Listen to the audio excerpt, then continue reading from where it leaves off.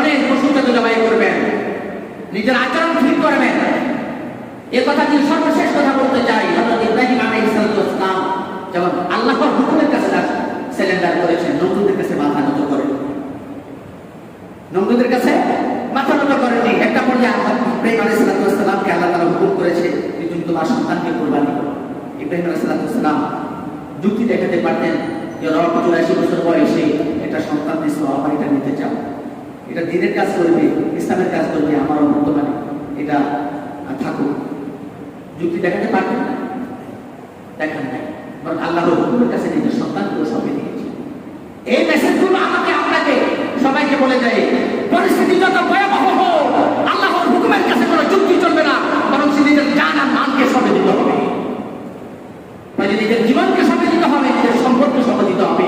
আল্লাহর হুকুমের কাছে কোনো যুক্তি চলবে না, পরিস্থিতি যত ভয়াবহ হোক। আল্লাহ তাআলা আমাদেরকে যথাযথভাবে কুরবানির শিক্ষা গ্রহণ করার তৌফিক দান করুন।